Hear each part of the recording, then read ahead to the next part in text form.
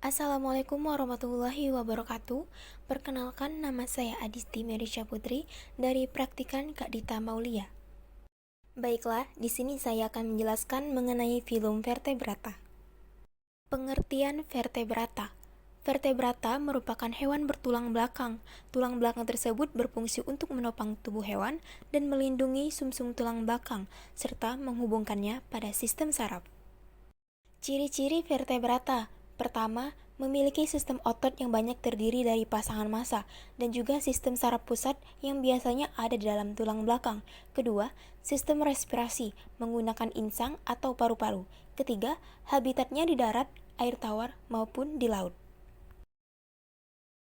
Vertebrata merupakan subfilum dari filum Chordata yang memiliki ciri-ciri sebagai berikut.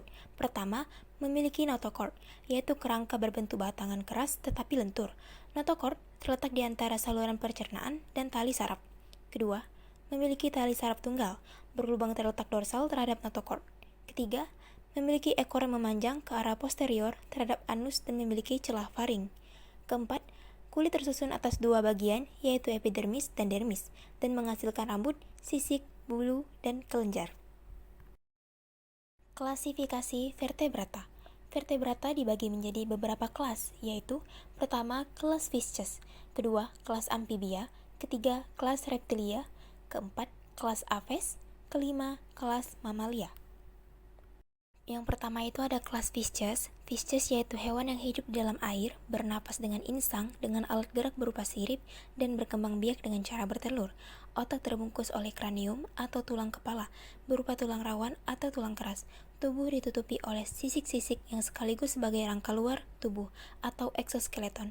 Fishes terdiri dari 3 golongan, yaitu pertama, Agnatha atau Cyclostomata, kedua, Coderites atau ikan bertulang rawan, ketiga, Osteichthyes atau ikan bertulang sejati. Golongan pertama itu Agnatha atau Cyclostomata. Agnatha meliputi ikan-ikan yang tidak berahang, memiliki mulut bulat yang berada di ujung anterior, mendapatkan makanan dengan cara menghisap tubuh ikan lain dengan mulutnya. Contohnya itu Myxina sp, ikan hantu dan ikan hake, dan Petromyzon sp, lamprey atau belut laut. Dapat dilihat pada gambar yang tertera di layar, itu merupakan Myxina sp atau ikan hake. Selanjutnya itu golongan kedua, Chondrichthyes atau ikan bertulang rawan. Memiliki rahang, kulitnya tertutup sisik plakoid, berasal dari kombinasi mesoderm dan eksoderm. Usus pendek dan lebar, berisi membran ulir untuk menyerap makanan lebih lama. Bersifat ovipar yaitu mengeluarkan telur hasil fertilisasi atau ovovivipar. Habitatnya di laut, contohnya itu Squalus sp atau ikan hiu dan Raja sp atau ikan pari. Dapat dilihat gambar yang tertera itu yaitu Squalus sp atau ikan hiu. Golongan ketiga yaitu Osteichthyes atau ikan bertulang sejati, meliputi ikan yang bertulang keras, kulit licin karena sekresi mukus oleh kelenjar pada kulit, insang dilengkapi oleh operculum atau tutup insang, jantung beruang dua yaitu atrium dan ventricle. Notochordnya ditempati vertebrae yang menulang, contohnya Ameurus melas atau ikan lele, Scomber scombrus atau ikan tuna, Oncorhynchus sp atau ikan salmon, Sardinops coerulea atau ikan sarden, dan Anguilla sp atau belut.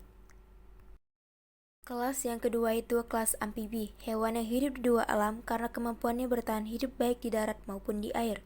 Tubuhnya ditutupi kulit yang selalu basah dan tidak bersisik. Jantungnya beruang 3, terdiri 2 atrium serambi dan 1 ventrikel bilik. Jenis kelamin terpisah dan pembiakan bersifat ovipar atau bertelur. Sebagian besar amfibi mengalami metamorfosis. Fase larva bernapas dengan insang dan hidup di air. Setelah dewasa bernapas dengan paru-paru dan kulit dan hidup di darat. Ordo-ordo dalam amfibi yaitu pertama ordo Caudata atau Urodela, kedua ordo Salientia atau Anura, ketiga ordo Apoda atau Gymnophiona. Ordo yang pertama Caudata atau Urodela. Caudata berbentuk seperti kadal, berekor, bernapas dengan paru-paru, sebagian ada yang bernapas dengan insang. Tubuhnya jelas terbagi dalam bagian kepala, badan, dan ekor. Kaki-kaki sama besar. Contohnya Megalobatrachus japonius atau salamander raksasa, seperti gambar yang tertera. Selanjutnya itu ordo kedua yaitu ordo Salientia atau Anura. Anura adalah bangsa katak, tidak berekor, bernapas dengan paru-paru. Kepala dan tubuh hewan ini bersatu, tanpa leher. Kaki depannya pendek, kaki belakang besar dan kuat untuk melompat. Anura memiliki selaput renang pada jari-jari kaki. Contohnya, Bupoteretris atau katak bangkong dan Rana pipiens atau katak hijau. Seperti yang tertera pada gambar tersebut, yaitu katak bangkong. Yang ketiga itu ordo Apoda atau Gymnophiona, hewan semacam cacing tanpa kaki. Kulitnya lunak dan menghasilkan cairan. Antara mata dan hidung terdapat tentakel yang dapat ditonjolkan. Berkembang biak secara ovipar atau ovovivipar. Hewan anura banyak terdapat di daerah tropis. Contohnya Ichthyosis glutinosus, seperti gambar yang tertera. Selanjutnya itu kelas yang ketiga, kelas reptilia. Reptilia atau hewan melata, berkulit kering, tertutup oleh sisik-sisik atau papan epidermal. Vertebrae berkembang biak terbagi menjadi 5 bagian, yaitu cervical, thoracal, lumbar, sakral, dan ekor. Anggota gerak jari-jarinya bercakar, bernapas dengan paru-paru.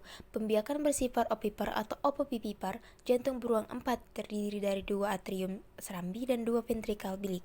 Ordo-ordo dalam reptilia yaitu yang pertama Ordo Chelonia, yang kedua Ordo Squamata, yang ketiga Ordo Crocodilia.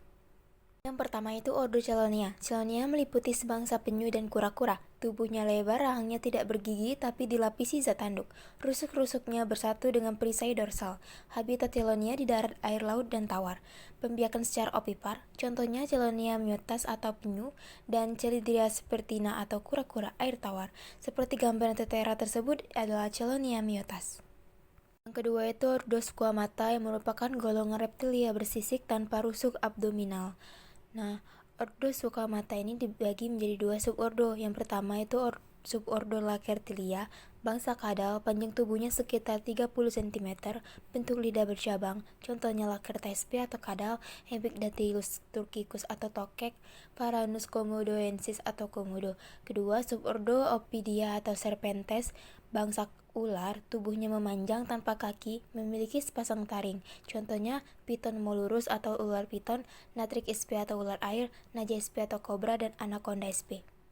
Yang ketiga itu Ordo Crocodilia atau golongan buaya. Hewan ini memiliki kulit tebal dengan rusuk-rusuk abdominal.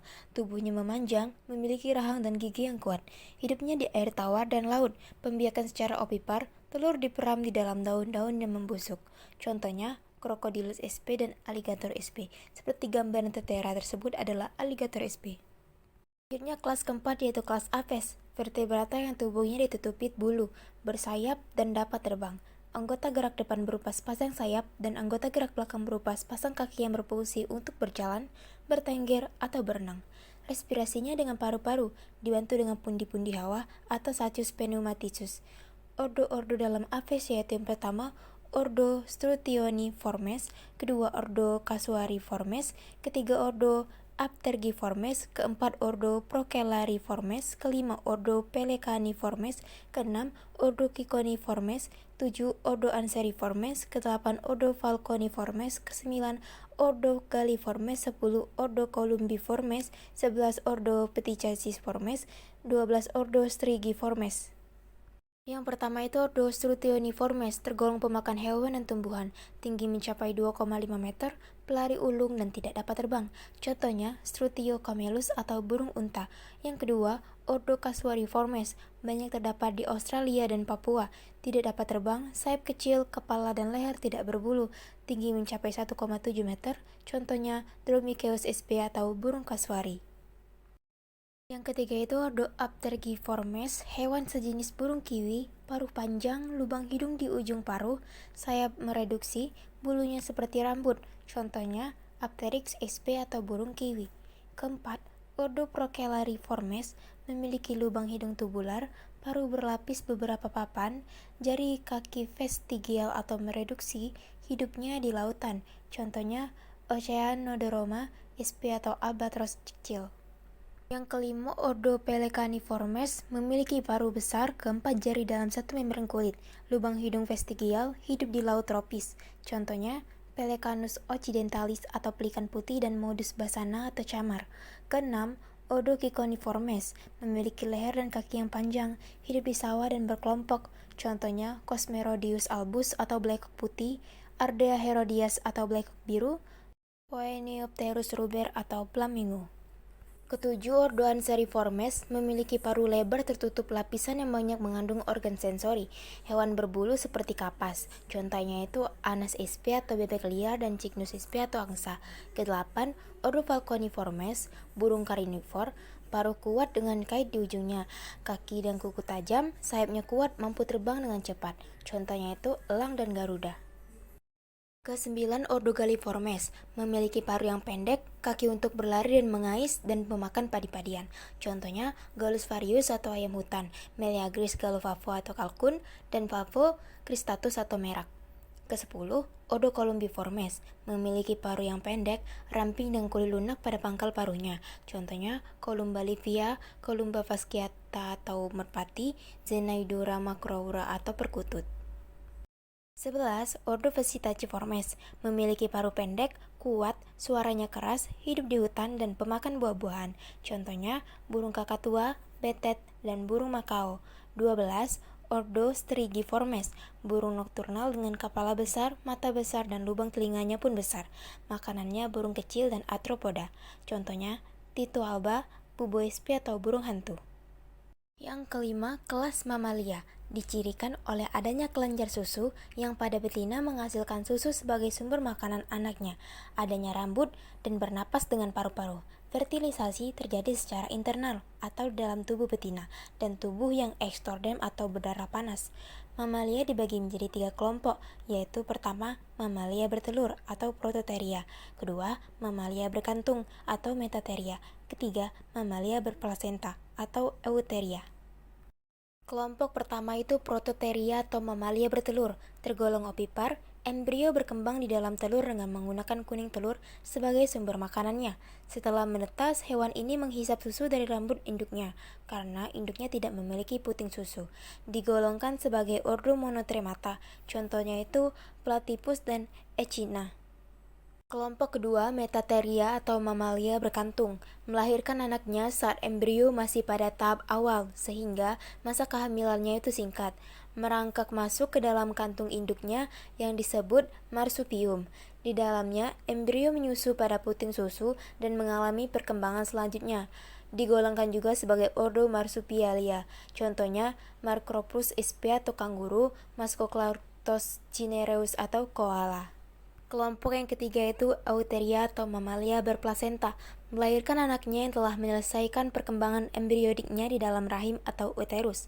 Embrio memperoleh nutrisi dari induknya melalui plasenta, contohnya landak, kelelawar, kelinci, kucing, dan berang-berang. Sekian, terima kasih. Wassalamualaikum warahmatullahi wabarakatuh.